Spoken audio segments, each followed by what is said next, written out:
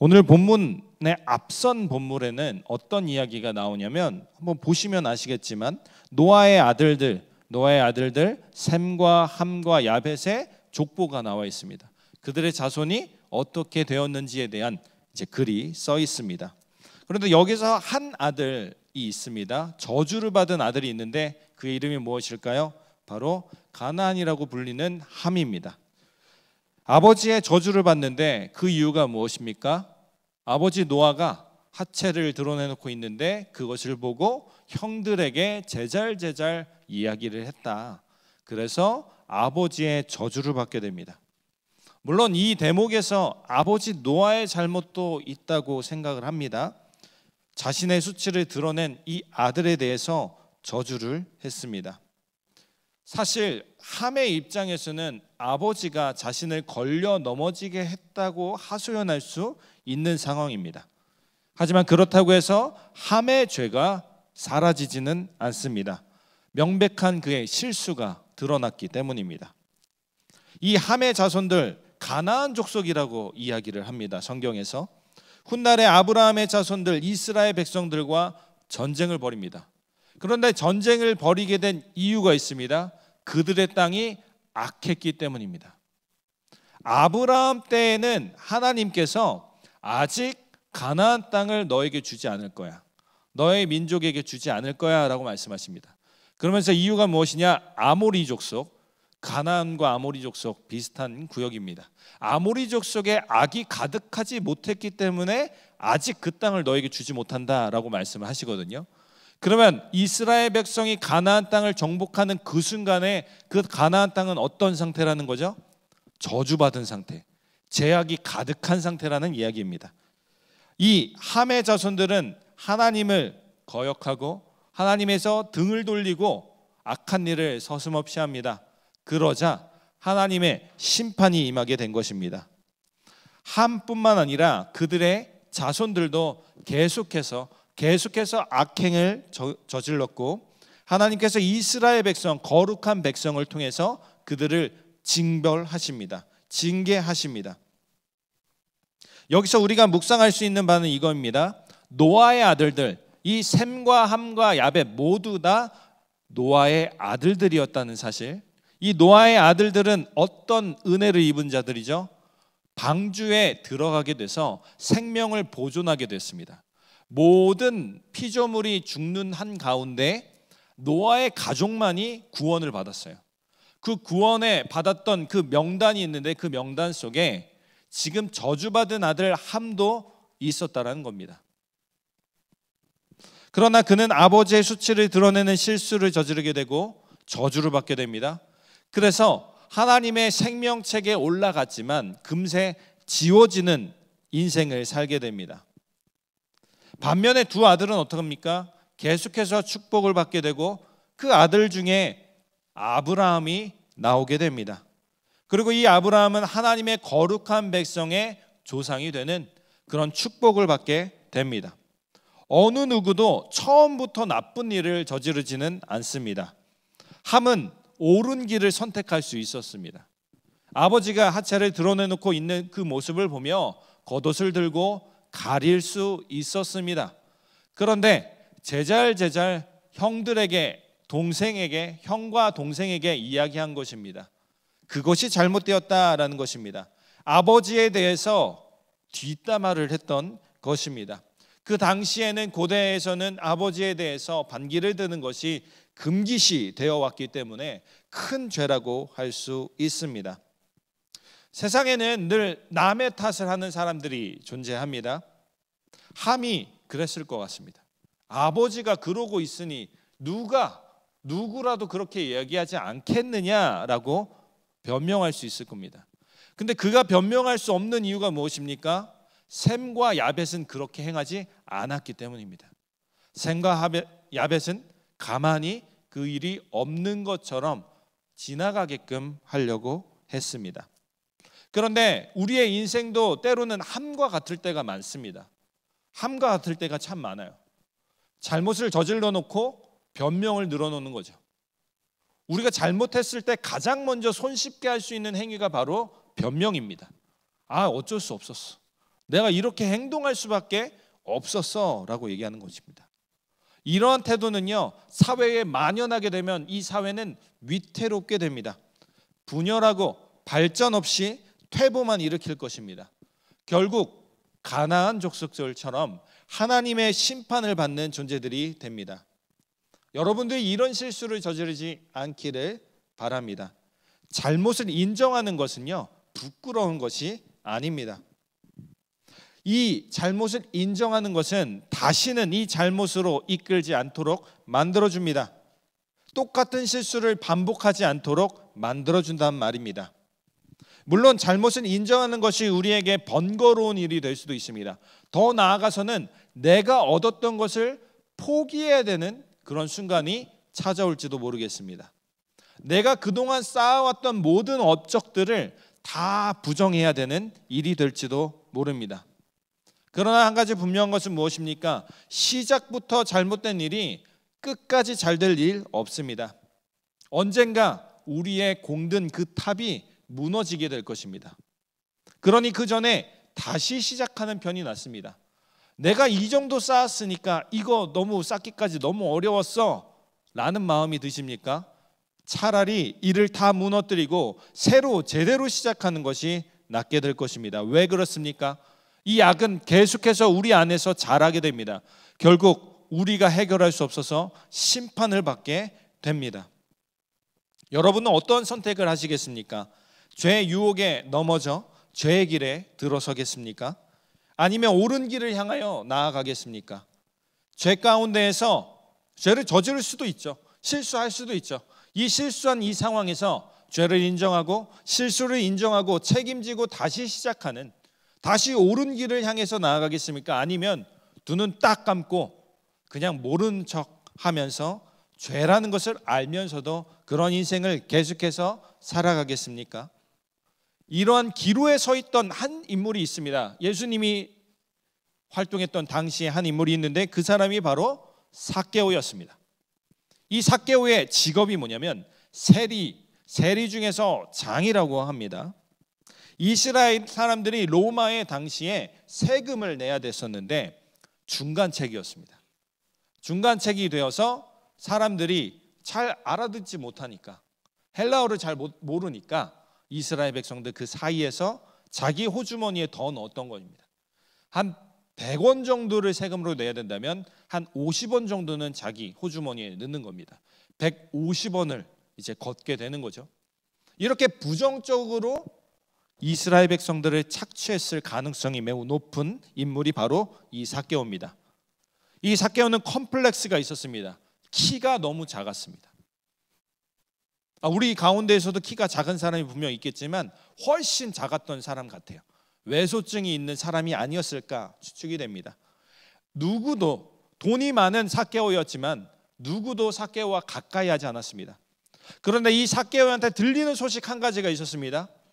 이 어떤 인물이 죄인들과 함께 식사하고 죄인들과 함께 있다는 겁니다. 죄인들을 불쌍히 여기고 그들이 아플 때 그들을 회복시켜준다는 한 인물이 자기 소문이 들리는 겁니다.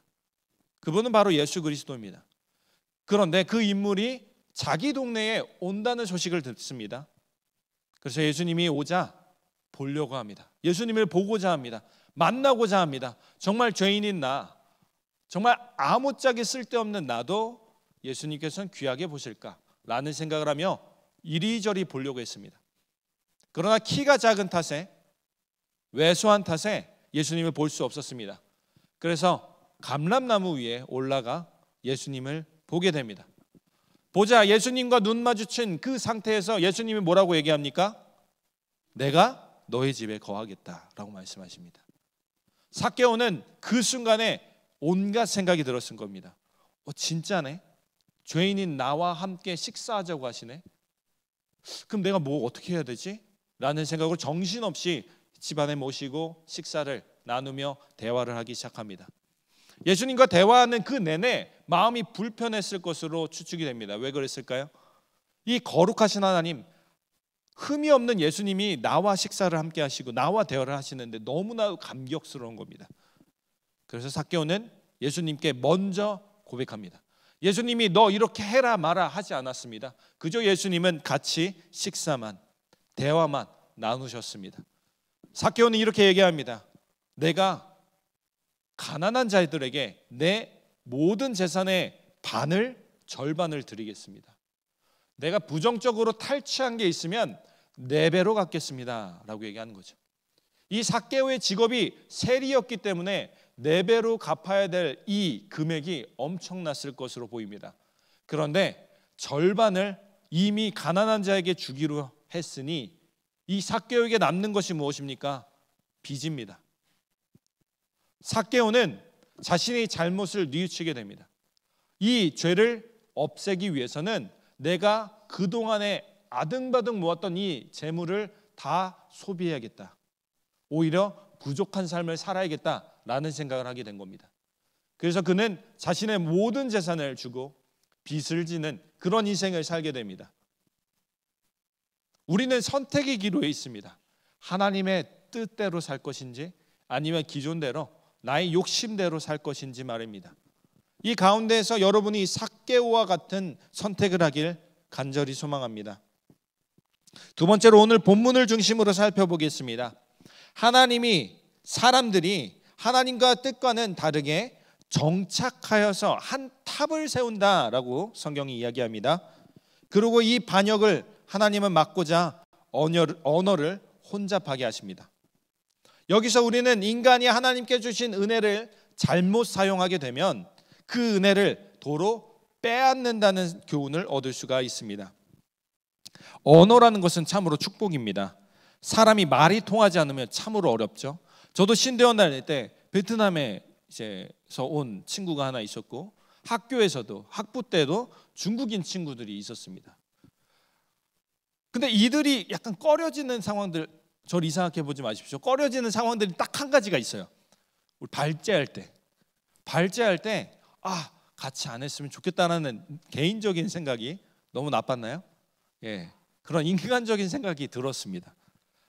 그래서 같이 해보면 어떠나요? 말이 안 통하니까 내가 하겠다고, 내가 너머까지 다 하겠다고 할 수밖에 없는 상황이 벌어지게 됩니다. 언어가 다르기 때문에 이렇게 불편하게 됩니다. 여러분들이 직장에 가서도 실제로 한국말은 잘 통합니다. 언어는 잘 통하는데 문해력이 딸린다든지 이 사람 머리가 이제 일머리가 없는 사람 같은 경우에는 정말 답답하지 않습니까? 언어가 하나이고 같은 공감대를 가지는 것은 축복이라 할 수 있습니다. 그래서 이 당시의 사람들, 이 바벨탑이 메소포타미아 문명의 지구라트라는 이 건축물이라고 보통 얘기합니다. 알려져 있습니다. 이 지구라트라는 이 거대한 이 건축물을 만들었습니다. 기원전 1000년도 더 전에 이 사람들이 이 메소포타미아 문명에서 지구라트라는 큰 건물을 만들게 된 것입니다. 이렇게 과학적으로 기술이 발달할 수 있었던 이유가 무엇일까요? 그들의 언어가 하나였기 때문입니다. 하나님께서는 이들에게 언어가 같게 하셔서 똑같은 일, 하나님의 일을 잘 수행할 수 있기를 원했습니다. 그런데 이 사람들은 하나님께서는 널리 퍼져라, 멀리 퍼져서 너희가 정복해라, 이 땅을 정복해서 나 대신 너희가 이 땅을 다스려라 했는데 이 사람들은 그것을 거역하고 우리끼리 살겠다, 우리끼리 잘 살아보겠다라는 마음으로 성읍을 짓기 시작한 겁니다. 이 지구라트라는 이 건축물이 얼마나 과학적으로 뛰어난 기술을 가지고 있는지 역청이라는 것이 있습니다. 역청은 이제 석유가 남고 이제 찌꺼기, 우리 아스팔트 기억나시나요? 아스팔트 아시나요? 혹시 어렸을 때 이 아스팔트가 깔아져 있는 이 도로를 한번 딱 생기자마자 밟아본 적 있나요? 네, 없으신가요? 요즘 뭐 바리케이트가 쳐져 있는데 저희가 어렸을 땐 그런 바리케이트가 없었거든요. 그러면 이제 딱 보면 제가 어렸을 때 참 개구장이었거든요. 거기를 꼭 밟고 싶어요. 그래서 밟고 지나갑니다. 그리고 이 사실을 부모님한테 들킬까요? 안 들킬까요? 꼭 들킵니다. 바지에 묻어 있거든요. 그럼 이 역청들, 이 아스팔트가 쉽게 지워지나요? 쉽게 지워지지 않습니다. 물로 헹궈도 아무리 지워지지 않습니다. 비누로 씻어도 지워지지 않습니다. 이 역청은 방수 코팅제와 같은 역할을 합니다. 그 당시에 지구라트는 진흙으로 만들었거든요. 진흙으로 벽돌을 만들었어요. 그러면 이 메소포타미아 이 지역에는 강이 있었어요. 미시시피 강, 유프라테스 강이 지나고 있었는데 비가 오면 어떻게 될까요? 범람하게 됩니다. 그럼 이 건축물이 밑에서부터 계속 젖게 되면 어떻게 될까요? 이 진흙이 약해져서 무너지게 됩니다. 이것을 방지하고자 역청을 발랐던 겁니다. 아스팔트를 다 발랐던 겁니다. 우리 지금 현재 사람들의 상식에서는 당연한 거지라고 생각할 수 있는데 그때 당시의 사람들에게는 엄청난 지식이었습니다. 이 지식이 어떻게 왔다고요? 바로 하나님이 언어를 하나가 되게 하셨기 때문에, 이들에게 은혜를 주셨기 때문입니다. 하나님은 이 같은 언어로 하나님께 예배를 드리기를 원하셨습니다. 하나님의 명령대로 모든 피조물을 잘 다스리기를 원하셨습니다. 그런데 잘 다스리기는커녕 서로 싸우고 서로 전쟁을 일삼고 우리끼리 잘 살아보자라는 마음들이 가득했습니다. 이러자 어떻게 되었나요? 하나님께서 이들을 멸하게 만드십니다. 마치 하나님과 같이 되고자 하는 이 아담과 하와와 같습니다. 선악을 알게 하는 이 나무의 열매만은 먹지 마라 라고 명령하셨는데 이들은 그 죄를 범하게 됩니다. 하나님께서는 멀리 퍼져라, 그래서 나의 가르침대로 살아라 라고 인류에게 말씀하셨지만 이것을 거부하자 하나님께서는 이 은혜를 빼앗습니다. 하나님께서는 이들에게 외면하십니다. 이 외면하심은 우리의 삶에, 우리 인류의 큰 위기를 초래하게 됩니다. 당시에 인류는요, 역청이라는 것을 발견함으로써 지구라트라는 큰 탑을 만들 수가 있었습니다. 그러나 그들의 땅은 계속해서 황폐해졌습니다. 같은 땅에, 같은 밭에 계속 경작을 하면 어떻게 될까요? 1년, 2년, 3년 계속 경작하면 어떻게 될까요? 이 영양분이 다 사라지게 됩니다.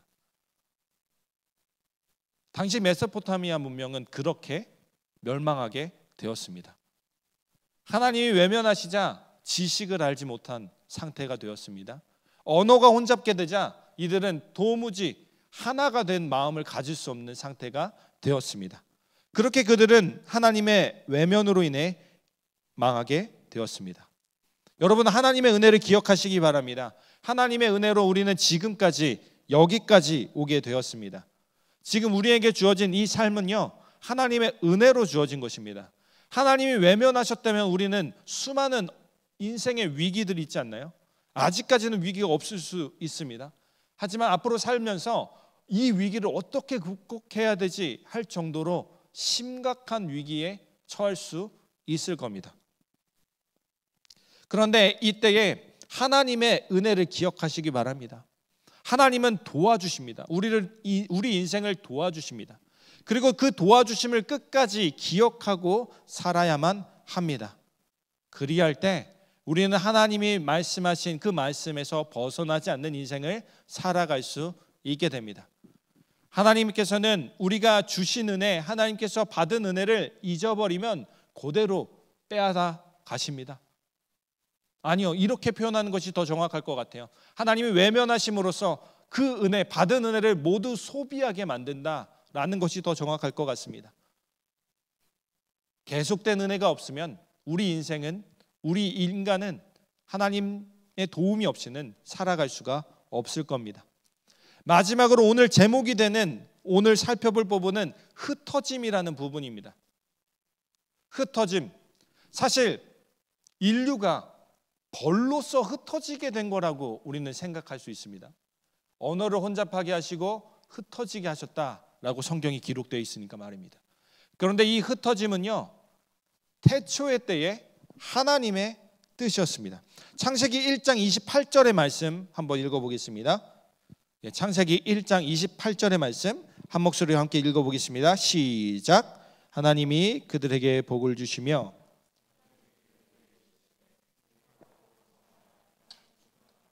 땅을 정복하라. 바다의 물고기와 하늘의 새와 땅에 움직이는 모든 생물을 다스리라 하시니라. 아멘. 땅에 충만하라고 얘기했습니다. 엄청나게 넓은 이 땅 가운데 충만하게 되기 위해서는 어떻게 해야 됩니까? 흩어져야 됩니다. 하나님께서는 흩어지는 것을 원했습니다. 무엇을 위해서? 이 복음, 우리 오늘날로 치면 복음을 전하기 위해서 하나님의 뜻대로 이 피조 세계가 움직일 수 있도록 흩어지길 원하셨습니다. 그런데 바벨탑을 세운 이 사람들, 이 인류는 어떻게 되었습니까? 흩어짐을 면하고자 합니다. 하나의 큰 성을 지어보자, 우리 이름이 널리, 우리 명성이 널리 퍼지도록 만들어보자, 그릇된 생각을 하게 됩니다. 하나님에 대한 반역이었습니다. 모이는 것은 하나님에 대한 반역이다라고 할 수 있습니다. 두어 달 전에 담임 목사님께서 이런 설교를 하셨습니다. 교회들이 점차적으로 박물관이 되고 있다라는 이야기를 합니다. 자신들의 기념일을 축하하고 기존에 고수했던 그 방식들을 고수하려고, 기존에 해왔던 방식들을 고수하고 있다고 얘기했습니다. 오늘날 교회는 전도하고 선교하는 일을 감당하기보다는 우리가 잘 먹고 잘 살기를 원하는 공동체가 되어가고 있습니다.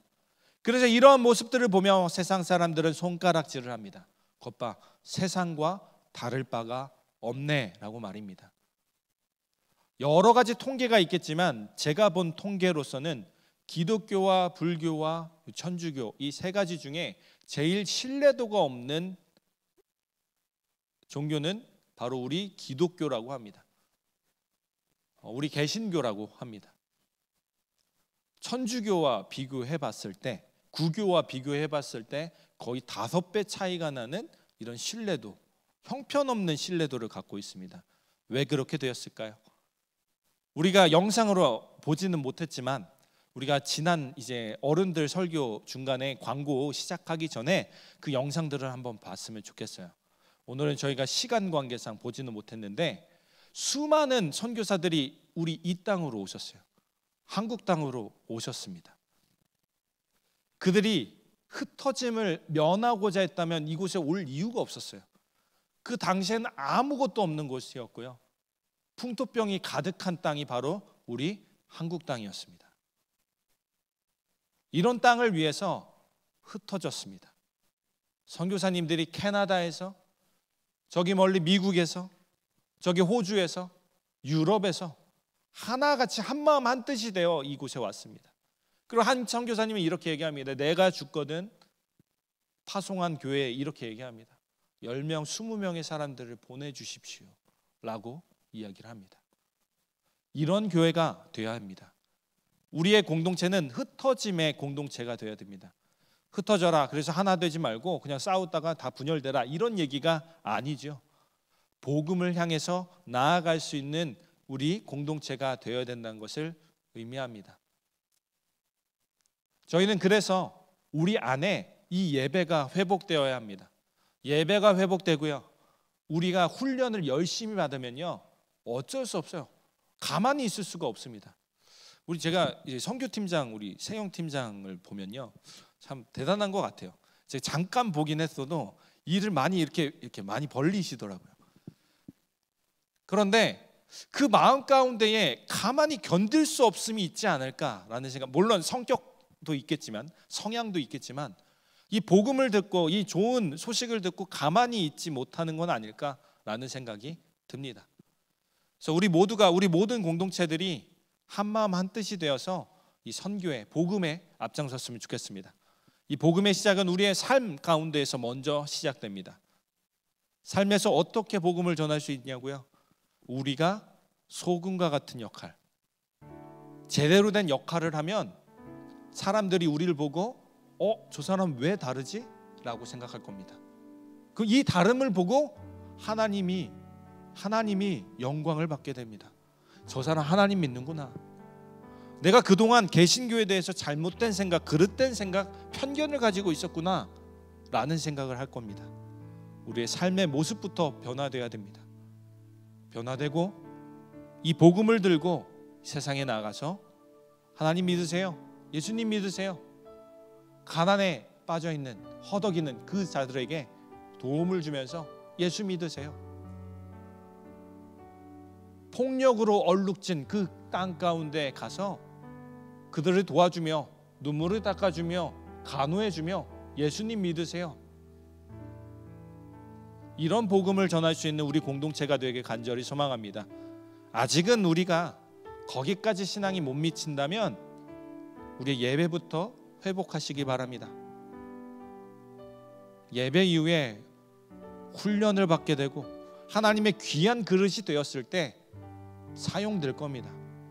여러분 가만히 있을 수가 없을 겁니다. 여러분들 모두가 사역자가 되라는 이야기는 아닙니다. 목회자가 되라는 이야기는 아닙니다. 여러분의 삶의 현장 가운데에서 복음을 전할 수 있는 사람, 하나님의 빛을 하나님과 닮아 예수님을 닮아서 모든 사람들에게 옳은 길을 인도할 수 있는 여러분들 모두가 되기를 간절히 소망합니다. 더 하고 싶은 이야기가 많지만 이 시간에 기도했으면 좋겠습니다. 함께 찬양하면서 기도에 더 집중했으면 좋겠습니다. 전심으로라는 찬양입니다. 제가 어렸을 때부터 정말로 좋아했던 찬양입니다. 이 찬양 가사 하나하나를 보면서 정말 눈물로 밤새 기도했던 기억이 있습니다. 내가 하나님 전심으로 하나님만을 사랑하겠습니다. 나의 인생이 하나님을 노래하는 삶이 되게 하여 주시옵소서. 나의 삶 어려운 것들 많지만 어려움 투성이지만 하나님께 맡겨드리겠습니다 라는 마음으로 맨날 찬양했던 기억이 나거든요. 이 찬양을 함께 하실 때 하나님께 모든 것 맡겨드리겠습니다. 하나님 나의 인생 흩어짐의 인생으로 만들어 주시옵소서라고 함께 이 찬양 고백하도록 하겠습니다.